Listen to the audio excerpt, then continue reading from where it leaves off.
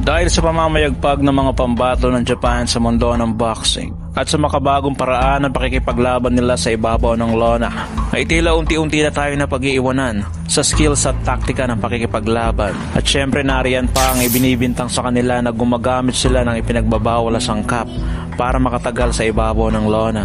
Ngunit walang makapagbigay ng isang matibay na ebidensya na gumagamit nga ang mga ito. At higit sa lahat, ito ay mahigpit na ipinagbabawal sa kanilang bansa.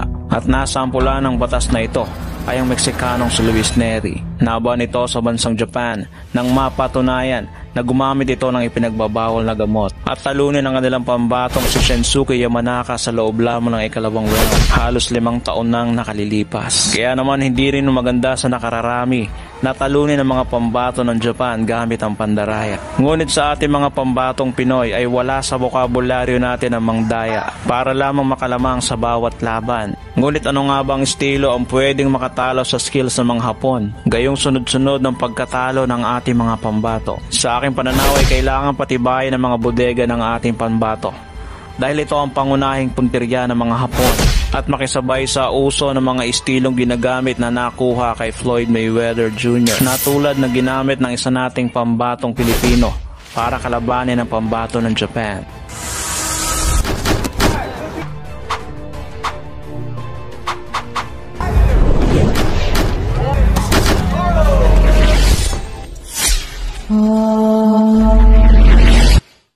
Napaka-importante ng depensa sa larangan ng boxing dahil dyan nakasalalay ang lahat para magtagal sa larangan ng palakasan. Dahil ang sports ng boxing ay sadyang napakadelikado, sa isang suntok lamang natatama ay maaaring maging mitsa para matapos agad ng maaga ang karera ng isang boksingero. Kaya naman, ang magandang depensa ni Floyd Mayweather Jr. ang siyang naging dahilan para magretirong walang dungi sa kartada at walang iniinda sa katawan. Dahil sa impluwensya ni Floyd Mayweather sa mga makabagong henerasyon ngayong boksingero, ay napakarami ng boksingero ang nananatiling walang talo sa kanilang mga talaan. Isa na dito ang Filipino-American na si Japet Lee Lemido.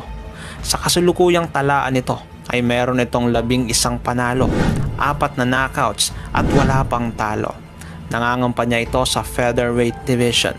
Isa si Lemido sa napakaraming bagong boksingero na naimpluwensyahan ng estilo ni Floyd Mayweather. May magandang depensa, footwork at mabilis na opensa para makapuntos ng kalaban. Isang halimbawa ng kanyang laban na ginamitan niya ng mala Floyd Mayweather Jr. na galawan ay ang makaharap niya ang Hapon na si Ryosuke Iwasa, isang napakalakas na boksingero mula Japan. Dahil may mga Pinoy na rin itong tinalo tulad ni Genesis Servania at Marlon Tapales. Kaya hindi birong harapin ni Japet Lee ang pambato ng Japan dahil sa mas eksperyensado na ito kaysa sa tulad niyang bagito pa lamang sa larangan. Pero pagdating sa mismong laban ay tila binigyan ng ating pambato ang Hapon ng isang boxing lesson dahil sa husay na ipinamalas nito sa ibabaw ng lona. Narito at ating balikan kung papaano ginamit ni Japet Lee ang mala Mayweather na galawan laban sa mas veteranong Hapon nito lamang April 15, 2023 at ginanap ito sa Incheon, South Korea. Sa unang rounds pa lamang ay matutulis na jab ang binibitawan ng ating kababayan nang sa ganon ay makuha niya ang tamang distansya at mabitawan niya ng maayos ang kanyang mga kombinasyon habang ang pambato ng Japan ay nangangapapa sa estilo ng ating kababayan.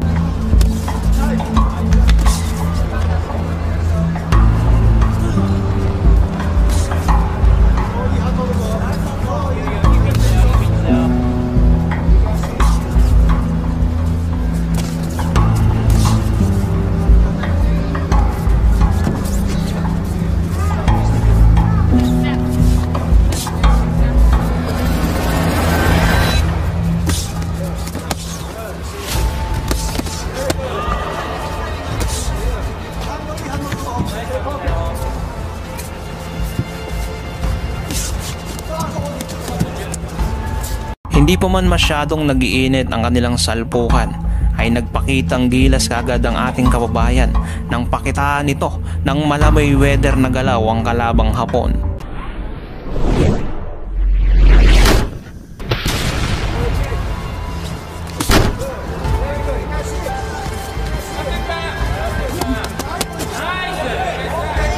Dahil sa magandang footwork ng ating kababayan, ay hirap ang pambato ng Japan na makakonekta ng mga suntok sa ating pambato. Bukod dyan, ay meron itong napakabilis na biglaang pag-atake na siyang hindi agad napapaghandaan ng Hapon dahil sa bilis nito.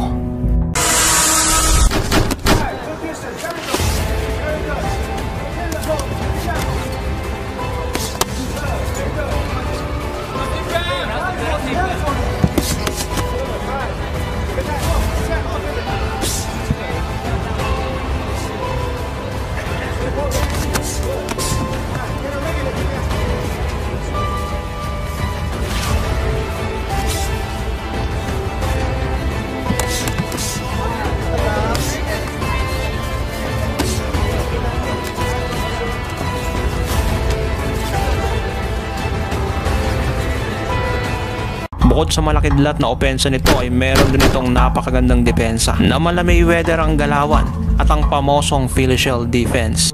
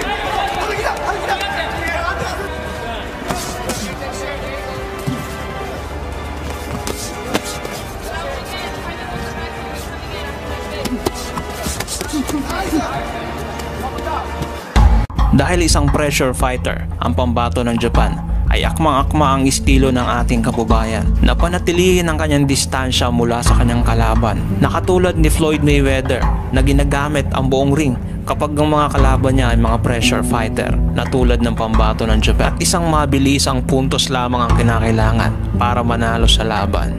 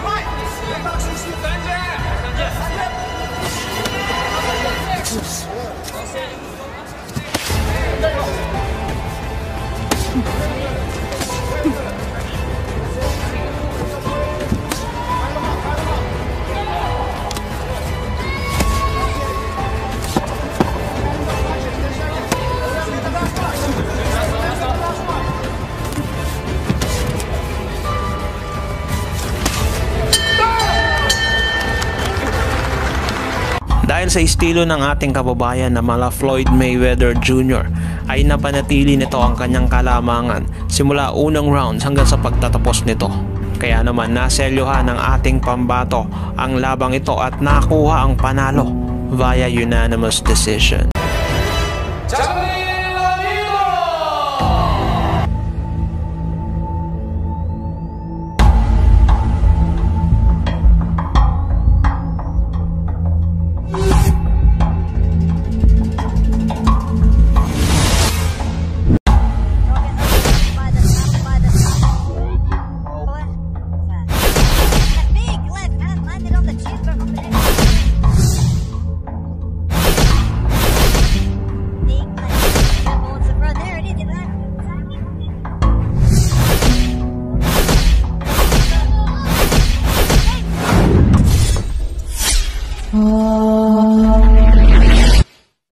Matapos matalo ng ating kababayang si Joper Montano sa mga kamay ng Indonesian boxer na si Jan Ruba via 10th round split decision taong 2019, ay nagkaroon ito ng 6 na sunod-sunod na panalo at sa 6 na iyon ay isa lamang ang umabot sa huling rounds.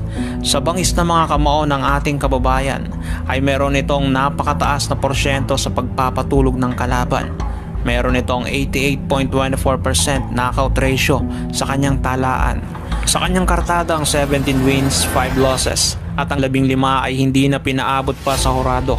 Kaya naman ang matalo sa isang desisyong dikit na dikit ay hindi katanggap-tanggap para sa isang fighter gaya ni Joper Montano. Kaya naman ang dumating ang pagkakataon para makabawi sa isang Indonesian ay hindi na nagsayang ng panahon ng ating pambato. Nito lamang Setyembre 30 taong kasalukuyan ay lumipad ito patungong Thailand para sagupain ang pambato ng Indonesia na si Rivo Kundimang para paglabanan ng Asian Boxing Federation sa welterweight division. Narito at ating panoorin ang kanilang naging sagupaan. Ngunit bago natin simulan yan ay kung maaari sana paki-like and share ng ating video at paki-subscribe ng ating channel. Maraming salamat. Sa simula pa lamang ng unang rounds ay makikita mo na sa mga mata ng ating kababayan na tila agresibo ito at parang gusto na niya kaagad tapusin ang nasabing laban. And it looks like the Filipino is already starting off very strong. Nice right hook landed to the body already. And a big... And it looks like just... Sa kabila ng pagiging agresibo ng ating kababayan ay tila hindi naman nasisindak ang Indonesian fighter. Bumaboto ito ng panakanakang mga suntok na siya namang pinapagpag lang ng ating pambato. And Riva done a very good job just to stay calm, not get overwhelmed by the power. Right in the center of the ring. And a nice 1-2 landed by Joseph there. And a big left hand landed on the chin, but Riva comes back with a combination of his own. Both fighters are now firing on the ropes and take the center of the ring again.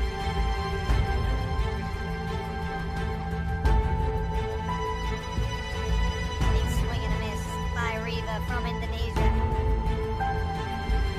Joffa doing a very good job just to back his opponent up with the jab, being a lot more active in comparison to his opponent. Jab just sticking it out there, and a nice one landed by Riva, and there it is again.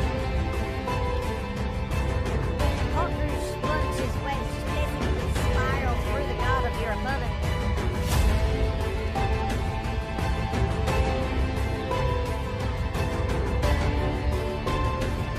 Big right hand landed to the body, and Riva just took a 3-punch combination, but still standing. Joffa is putting punches in every punch. Very nice combination together. Might see a bit more follow-up in both punches. There it is, a big right hand to the soul, and it's almost as Joffa was doing a move here. Joffa just did a very good job of forcing that jab out. Rhythm of his opponent, just constantly putting that jab in his face. Bago matapos ang round 1 ay nagbitaw ang ating kababayan ng isang right straight na siyang sumupol sa Indonesian fighter. Just setting up that big left hand that Joffa wants to throw. There it is, it lands clean on the chin. And his head snaps back, and he's still standing. Nakakagulat na nakatayo pa rin ang Indonesian fighter matapos ang patamang suntok na iyon. I think Joffa smelled blood, but he needs to pounce.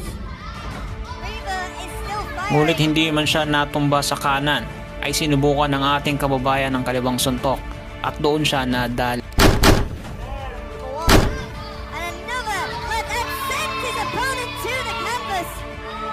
Joffa already jumping up. Ngunit nakabangon pa ang Indonesian fighter at swerte nito dahil wala ng segundong natitira at na-save by the bell pa. Very good shots. And that was the first time he went down in this round. You cannot be saved by the bell. Dito sa ikalawang round ay tuloy-tuloy ang pag-atake ng ating pambato dahil batid nito na hindi na magtatagal ang kanyang katunggaling Indonesian dahil sa mga tinamo nitong suntok galing sa kanya. It's a nice jab, but Riva, I think, is trying to prove that he's not hurt after round 1. That's exactly what Riva needs to do, throw those double jabs. He's had a lot of success with that corkscrew jab that we were talking about shot as he went in there by Jurfa. And he does not want to be here. Reba needs to get back into the center. A big right hand and a left hand lands on the body of Reba. Reba's doing a very good job to work the body and the head of his opponent. I'm not too sure how much of the... Sa bigat ng suntok ng ating pambato ay nawawala sa balanse itong Indonesian. There it is again. Every time Jurfa lands a jab, it almost puts Reba off balance. Sa kalagitnaan ng rounds na ito ay nagbitaw ang ating kababayan ng isang kaliwa na siyang tumama sa panga ng Indonesian. Round number 3. There it is again. Sending his opponent to the canvas. Nakabangon pa naman ang Indonesian ngunit sa tingin ng referee ay hindi na nito kaya pang lumaban. Kaya naman mas minabuti na lamang nito na hihinto na lamang ang nasabing laban.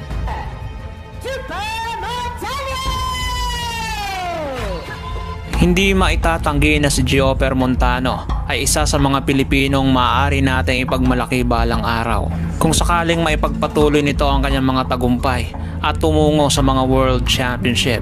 Anong malay natin na baka balang araw na dumating sa punto na aakyat sa lona itong si Gioper Montano para sa isang pandaigdigang kampyonato.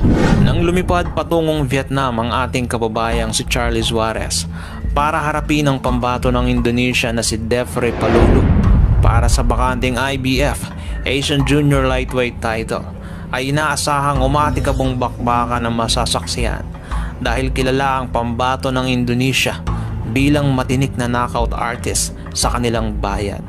Meron itong 25 wins, 14 knockouts at may 3 talo lamang sa kanyang talaan. At isa ang ating kababayang si AJ Banal, ang isa sa nagbigay dungi sa kanyang kartada at umabot lamang siya sa 2 round sa kanilang bakbakan noong taong 2014. Around the score here in round 2. Final 10 seconds coming up. Body shot. Yun ang tama.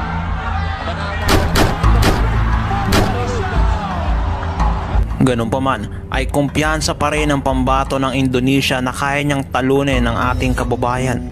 Ngunit sa pagsapit ng gabi ng kanilang laban, ay nasira ang kumpiyansa nito nang mabali ang kanyang ilong sa lakas ng ating pambato at kisingin sa katotohanang hindi maaangatan ng bansang Indonesia ang Pilipinas pagdating sa usapan ng boxing. Narito at ating balikan ang kanilang naging bakbakan na ginanap sa bansang Vietnam noong December 10, 2022. Sa umpisa pa lamang ng bakbakan ay tila mainit na kaagad ang parehong boksingero. Matitigas na jab kaagad ang binibitawan ng ating pambato at maaga itong nagpapakita ng pagka-agresibo, habang ang pambato ng Indonesia ay tila sumisilip ng isang magandang timing sa ating kababayan. Suarez masih ke Philippines tidak boleh. Nama khi mà Charlie Suarez đang giữ chiếc đài WBA Defy Palulu quá quen thuộc. Chia sẻ rằng mình cực kỳ hứng thú năm như là Charlie Suarez cũng tấn orthodox đặt lên phía trước rất gần nhau. Như các bạn có thể thấy thì dahil sa madalas magbitaw ng jab ang ating kababayan, ay ito ang inaabangan ng Indonesian para kumounter. Ngunit sadyang hindi siya makatsyempo ng isang magandang patama sa ating pambato. bước vào trận đấu này cũng sẽ phải trả giá rất đắt. Nếu như chiến thắng trận tuyển này, uy tín hàng đầu thế giới là WBA và IBF, trong khi để bổ sung thêm một danh hiệu nữa vào bộ sưu tập của mình. Và vừa rồi là một cú thẳng trái rất chính xác đến từ Defy Palulu. Với những võ sĩ sử dụng kỹ thuật trái ngược thì việc đặt chân trước của mình ra phía ngoài chân trước của đối thủ là rất quan trọng, giúp họ có cự ly và những ra đòn an toàn hơn.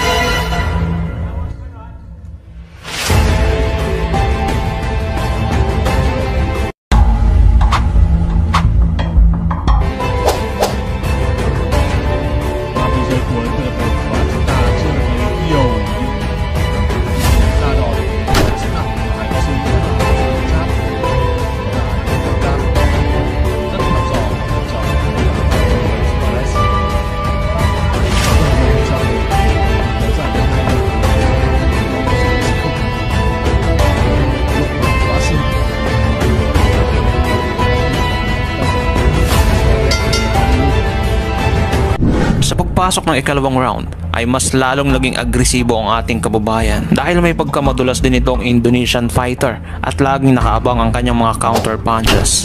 Kaya naman mas lalong pinagbuti ng ating kababayan ang kanyang mga ataking ginagawa. Mas pinabilis pa niya ang kanyang pagpasok ng mga opensa at mas pinarami niya ang mga kombinasyong kanyang binabato. Ganun pa man ay hirap din naman ang Indonesian fighter na makapatama sa ating kababayan.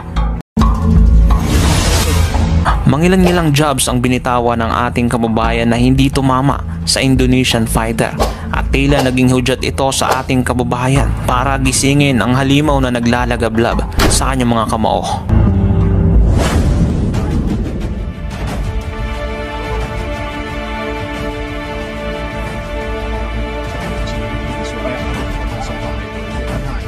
Sự kiện Phúc Trong Linh Tà The Legend of Hoàng Kiêm ngay tại Hồng Kông, chiến thắng cho đại diện của Philippines. Khi Tân Hải đã giành chiến thắng thì liệu chúng ta có thể thấy Charlie Suarez có thể giơ cao cánh tay của hai IBF châu Á hay không? Tuy nhiên thì giành đai vô địch chắc chắn sẽ rất khó khăn bởi đối thủ của Suarez không phải là tay mơ và luôn luôn đã có cho mình giành được trong quá khứ đai vô địch của WBC châu Á hay là WBO. Và đó là một giây đòn với những tình huống góc trái phải rất tốt của Charlie Suarez. Đến khi Palulu kịp gần để không tạo trở lại lợi thế quá lớn cho đối thủ. Đến khi Palulu ra bên đấy điểm số trong những hiệp đấu đầu tiên rơi về tay của Charlie Suarez.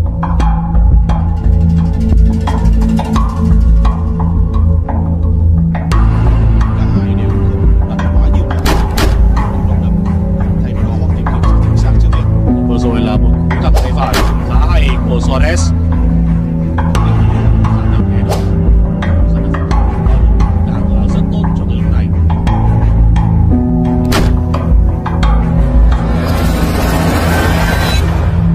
Bởi vì tốc áo được Palulu là không hề đơn giản. Mới chỉ tập một lần sau 29 phút tượng đài.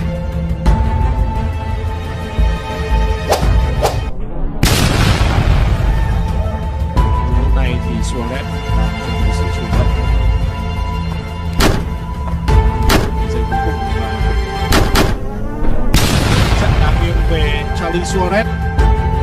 Họ tin rằng điểm số trong hai hiệp đấu đầu tiên thuộc về Kaliwat kanang pag-atake ang ginawa ng ating pambato sa round 2. Panaka-naka namang pagganti ang Indonesian fighter na siyang malimit naman na tumama sa ating kababayan. Ngunit sa pagtatapos ng rounds na iyon ay nag-iwan pala ng pinsala ang ating pambato sa Indonesian fighter na siyang naging dahilan para hindi na patuloyin sa susunod na rounds dahil sa pinsalang tinamo mula sa mga kamao ng ating pambatong si Charlie Suarez. đã có vấn đề với referee Palulu khi tôi nhận thấy trọng tài.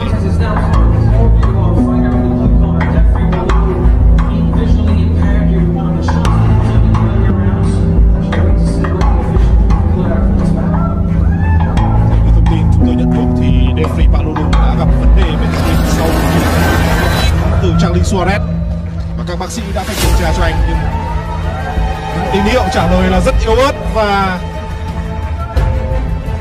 chúng ta đã có chủ nhân của chiếc đai IBF châu Á hạng Super Featherweight. Magkasunod na bigwas sa bodega ang binitawan ng ating kababayan at nang bumaba ang depensa nito'y binitawan niya ang kanyang right straight na diretsong tumama sa ilong na siyang naging dahilan ng pagkabali nito. Ang unay nahirapan itong makapasok ng mga opensa. Pero nung sinimulan niya ito suntukin sa katawan para pababain ng depensa ay dito na niya nasapul sa pagmumuka itong Indonesian fighter para matagumpayan at tanghalin bagong IBF Asian Junior Lightweight Champion. Declaring your winner by way of TKO victory, he is now the new IBF Asia Junior Lightweight Champion, Private Charlie King Warrior Suarez.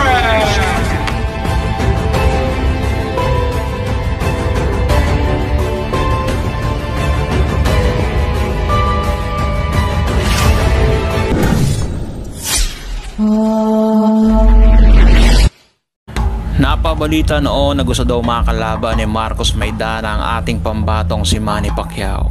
Ngunit ang hamon ng Argentinian boxer na makalaban ng ating pambato ay hindi raw pinansin ni Manny Pacquiao at napabalitang iniwasan daw niya ito. Gaano nga ba ito katotoo? Base sa interview kay Manny Pacquiao ay sinabi niya na mabigat daw itong si Marcos Maidana. Gayong pareha silang nasa welterweight division ng mga panahong iyon. I didn't see that. What he says. He's calling you out. He's thinking to leave retirement and save money. I want to fund it. He thinks so?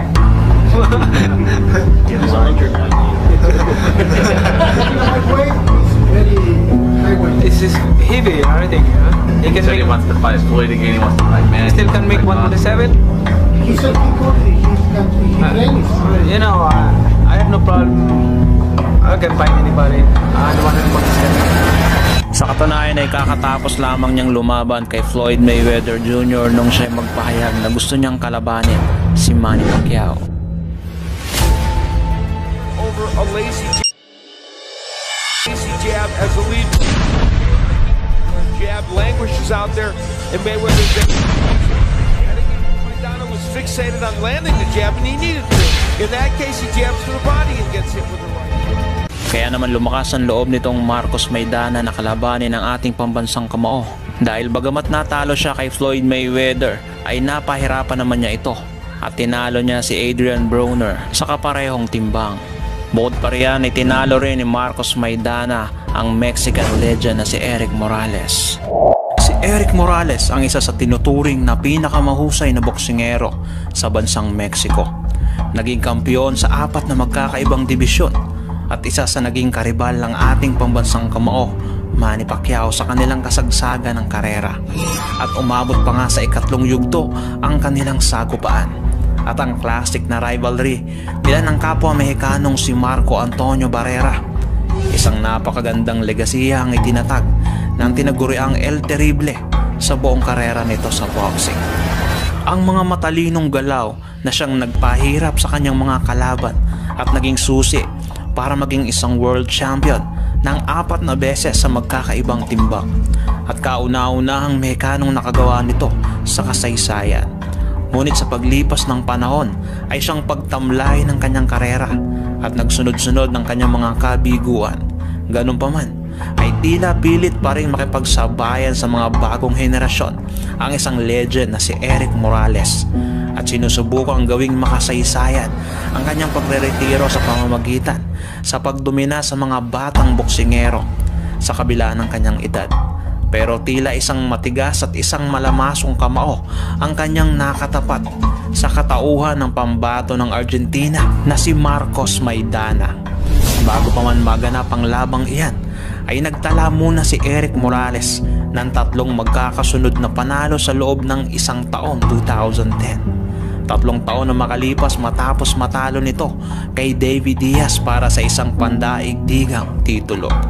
Fast forward Abril 9 taong 2011, matapos na matagumpay na madepensahan ng WBC Silver kay Francisco Lorenzo ay inakyat nito sa junior welterweight si Marcos Maidana para sa WBA interim. Isang napakahirap na kalaban ng pambato ng Argentina na isang fresher fighter at bibihirang bumato ng suntok na mahihina na sadyang nagpahirap sa pambato ng Tijuana, Mexico na si Erik Morales. Ngunit hindi rin naman ganon kadaling papasupel ang isang El Terrible at tinuturing na legend sa larangan ng boxing. Binigyan ni Erik Morales ng isang malapagsuot sa butas ng karayom si Marcos Maidana sa kanilang naging sagupaan. Narito at ating balikan ang kanilang laban, pero bago natin simulan yan ay kung maaari sana paki-like and share ng ating video at paki-subscribe ng ating channel. Maraming salamat.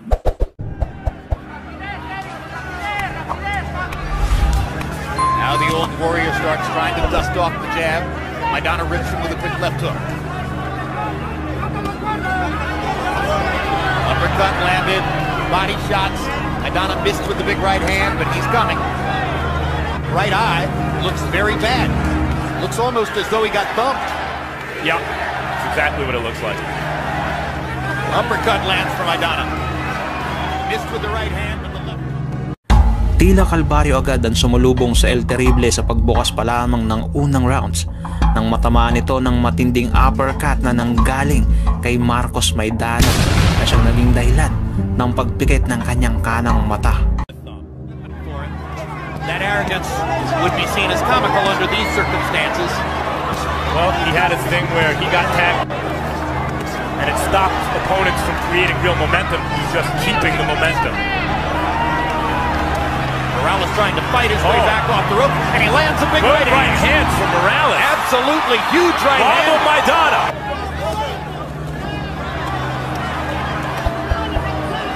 How long can Morales stand up? Right eye is totally closed up. I'm talking about Erik Morales. With the way he can punch, it only takes one or two from Maidana.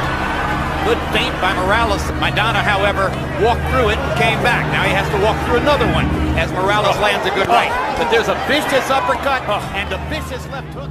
Dahil sa pinsala ng kanang mata ni Erik Morales, ay ito naman ang ginawang target ng Argentinian champion na siyang mas lalong nagpahirap kay Erik El Terrible Morales. Well, he's following Rudy Perez's instructions in the corner. Maidana is not loading up a ton and just moving his hands. Looks like those instructions backfire. Morales wins the trade and back. Not surprising that the veteran star would find the weaknesses. But hard right hand over the top by Morales. Maybe his best punch of the fight. accurate. A last stand by Morales, perhaps. Oh, the aging warrior teaching the young. Ngunit tila nakalimutan ata ni Marcos Maidana na isang legendary ang kanyang kalaban na siyang nagpahirap sa mga kalaban sa mga nakalipas na nagdaang taon na siyang pinapalasap sa Argentinian champ. But also with a stiff left jab. And sometimes what you have at the end of the evening isn't what you felt you were scoring. But I have to say, it is a pleasure to watch an old great champion like this put up this kind of fight. Hard right hand shot, and took a breath afterward and appeared to have been more affected by that punch than by any other shot he's taken from Maidana, and Maidana seems to know it, and the old warrior fights back again. He's never known any other way. He's never held for a moment. He's never tried to get away from it. Napakahirap lumaban, nagamit lamang ang isang mata. Ngunit si Erik Morales ay nagpapakita ng isang dugong mandirigma at nananatiling nakatayo sa harapan mismo ng Argentinian champion sa kabila ng mga ito. They're gonna go to war in there. These last 5 rounds, if the fight goes the distance, could be special. But it hasn't happened. Oh! Huge left hook! Maidana's holding on. Maidana is still in trouble by the 34-year-old star who had been counted out by most, trading with impunity against the 27-year-old punching sensation of the division. Huge right hand. Another right hand by Maidana. Oh! The uppercut on the inside. See, and the hook. Big left hand by Morales. Isang kaliwang suntok na napakagandang tumama sa kanang panga ni Marcos Maidana na siyang muntikang magpatumba sa Argentinian champion. Sa kabila na isang mata lamang ang gamit ng Meksikano. It's like he wants his mouth and he's like blowing bubbles. He just can't, he's not breathing in, Jim. Somehow or another, I think he's breathing through his nose. And it really looks winded. With Rudy Perez, without Rudy Perez, I think he's in bad shape. However, he has just seized command and strafed Morales with a series of about 12 power punches. And right now, Maidana, all of a sudden, Maidana has found the second win. Look at him take Morales' hard shots. Erik Morales. Unbelievable. Maidana versus Erik Morales was going to become a serious candidate for Fight of the Year. And yet it is. Not to mention upset of the year if this continues, potentially. Well, I don't know. Over here in Ishida knocking. Ngunit sa pag-usad ng rounds ay tila nagiging limitado na lamang ang nakikita ni Erik Morales na siyang nakakakuha ng pagkakataon si Marcos Maidana para umatake ng umatake sa Meksikanong pambato. Do a little more damage the whole fight like this.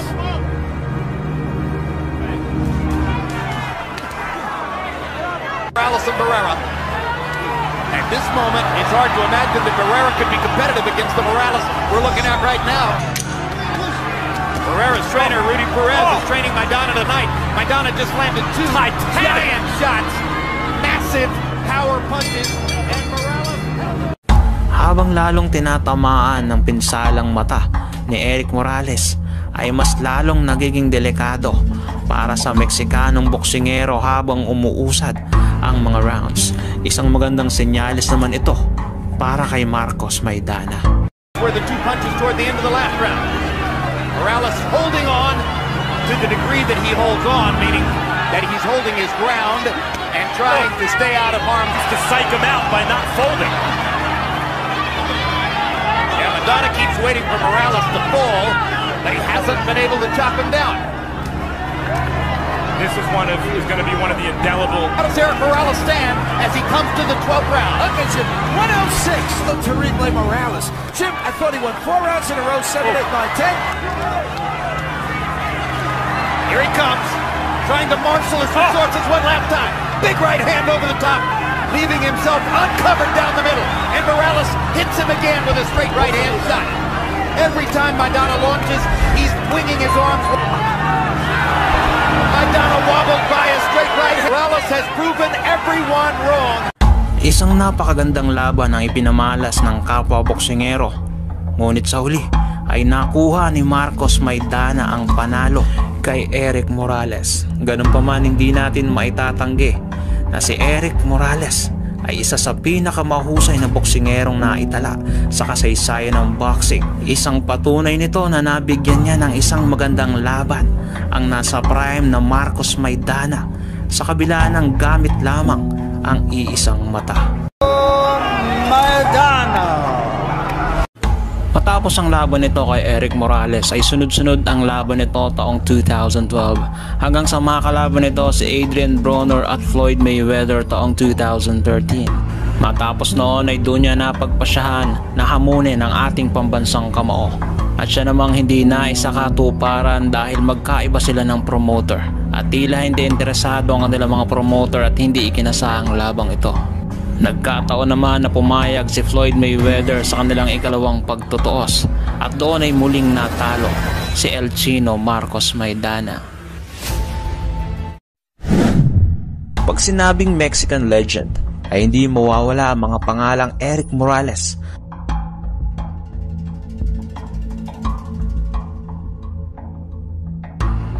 at Marco Antonio Barrera.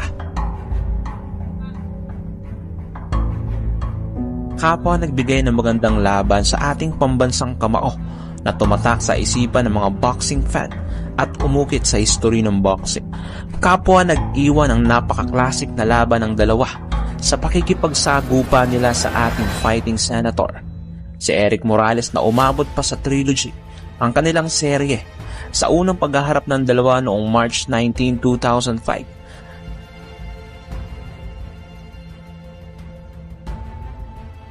Ay nabigo si Manny Pacquiao kay Erik Morales via unanimous decision. At noong January 21, 2006 ay muli silang nagharap para paglabanan ang WBC International Super Featherweight title.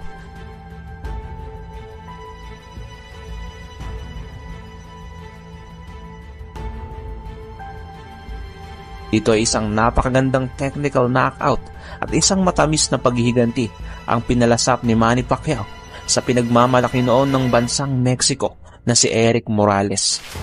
At hindi pa man natatapos ang 2006, 10 buwan makalipas simula nung matalo ni Manny Pacquiao si Erik Morales sa kanilang ikalawang paghaharap, ay nagbalak bumawi ang El Terrible noong November 18, 2006. Naganap ang ikatlong sagupaan ng dalawa at dito ay tila mukhang naging baguhan ng tinaguriang El Terrible ng Mexico. Dahil sa 3 rounds lang ito umabot.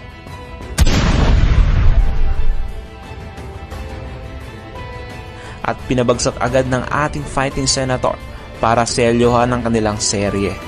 At syempre nakasagupa din ni Manny Pacquiao ang babyface assassin ng Mexico na si Marco Antonio Barrera. Bagamat 2 beses lang sila nagtagpo sa taas ng lona, ay ito naman ang nagbukas ng pinto para mas lalong makilala sa Estados Unidos ang ating pambansang kamao.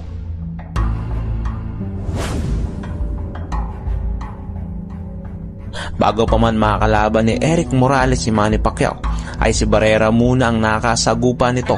Taong 2003, tinalo ni Pacman ang babyface assassin via TKO at nagulat ang buong mundo sa biglang pagsulpot ni Manny Pacquiao sa tagisan ng mga halimaw sa featherweight division. 4 na taon ang nakalipas, muling nagharap ang dalawa para paglabanan ng WBC International Super Featherweight title. Dito ay naganap ang umaatikabong 12 rounds na salpukan. Sa huli ay tinanghal na panalo si Manny Pacquiao via unanimous decision. 3 judges ang pumabor kay Manny Pacquiao nung gabing yon, at mas lalong umusbong ang karera ni Pacman at kinatakutan sa nasabing dibisyon. Ang dalawang Mexican legend na yan ay masasabi nating tunay na halimaw noong mga panahon na iyon, at walang kinakatakutan at walang iniiwasan.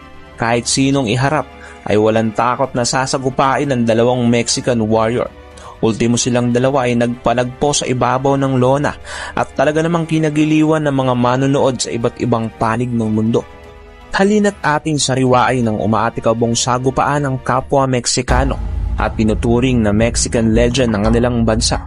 Ito ang unang parte ng kanilang trilogy, ang bakbakang Eric Morales versus Marco Antonio Barrera 1. Barrera is forcing the action, making Morales fight going backward at this point. And he rips Morales with a left hook upstairs. Mala chess match ang nangyari dahil kapwa technical ang dalawang boksingerong ito. Marco Antonio Barrera sinubukang mag-touch glove ni Eric Morales, ngunit hindi ito pinansin ng babyface assassin.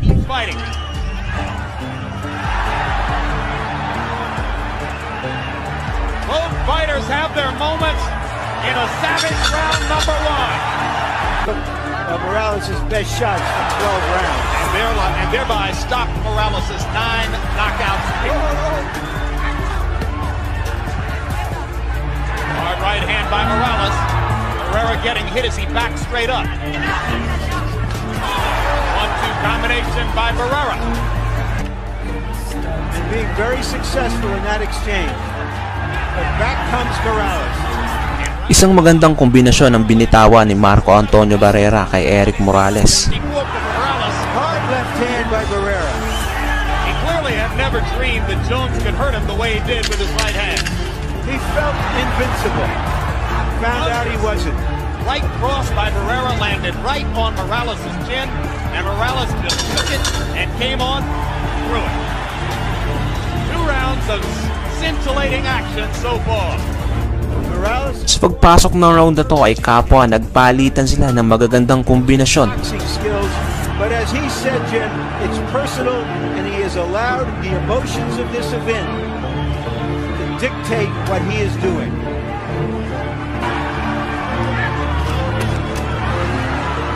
One of Morales' great strengths that he can throw a variety of punches from an assortment of angles. And now Barrera backs him up against the rope and strikes him with the right hand again. Uppercut by Barrera. Morales comes back with an uppercut to right hand and a left and a right and lands them all. Here comes Barrera. Here comes Morales. Sa pagkakataong ito, mas binilisan pa ni Eric Morales ang kanyang pagiging pagka-agresibo para mas makalamang sa punto. Okay, Jim. 2 rounds to 1. 29-28. Marco Antonio Barrera because of those body shots. Kapwa hindi pa dadaig ang dalawang boksingero. Pag bumibitaw ng kombinasyon si Eric Morales, ay agad namang gumagante si Marco Antonio Barrera ng mga body shots.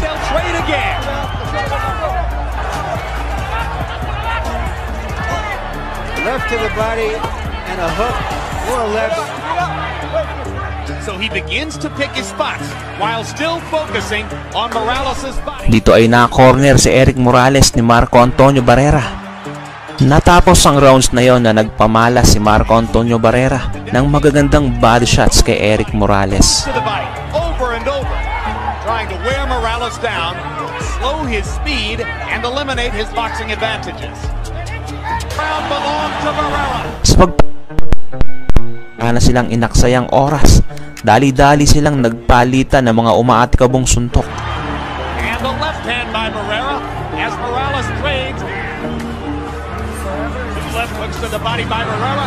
Two right hands upstairs by Morales. And tries to rally and steal the round. His life, 16 years of big-time basketball, college and pro, 13 championships. Barrera with another combination, pounds Morales back over the ropes. The second half of the fight is going to be like the fifth set tennis. It's not about... Habang umuusad ng mga rounds na to, ay tila painit ng mga tagpo sa pagitan ng dalawang Meksikano. Power punching and Barrera's left hook to the body. You would give the advantage so far to Barrera's body punching, but here comes Morales. Both fighters landing. Bago matapos ang rounds na to ay nag-iwan sila ng umaatikabong mga palitan ng mga kombinasyon.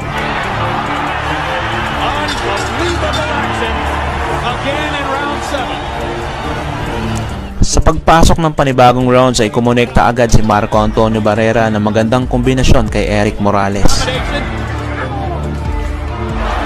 Another big right hand by Barrera and the left hook. All three judges from here in line. Maikukumpara mo ang dalawang to sa diesel na parang habang umiinit ay lalong bumibilis. Comes back with the right hand again. But he is fighting better than many people anticipated that he could. And fighting at the level of greatness he showed before his two losses to Junior Jones.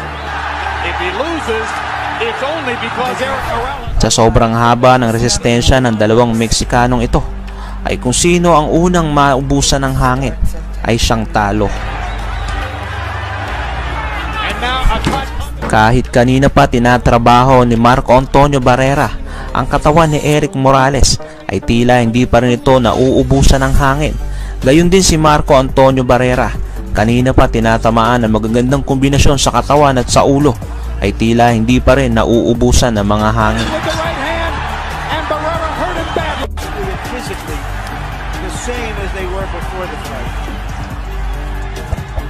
Both fighters' faces beginning to swell all over from the sustained damage of the fight.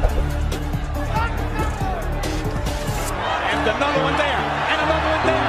Three straight right hands by Morales, and Barrera just keeps coming.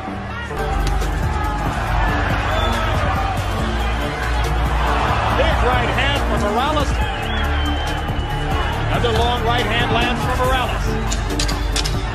They had one common opponent, Junior Jones, who beat Barrera twice and was knocked out in 4 rounds by Morales. Largely on that basis, he says what has been a truly great fight between Warrior. Sobrang dikit ng laban sa pagkakataong ito, hindi nila alam kung sino ang nakalalamang sa kanila. Kaya ang ginagawa na lang nila ay sumuntok ng sumuntok hanggang sa makalamang sila sa rounds na ito. Barrera has never wanted one more. The winner of the 12th round is going to deserve to win the fight. Closing the show, hard right hand by Morales.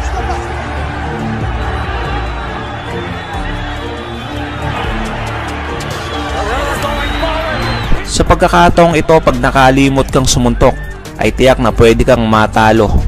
Kaya ang Terrible Morales!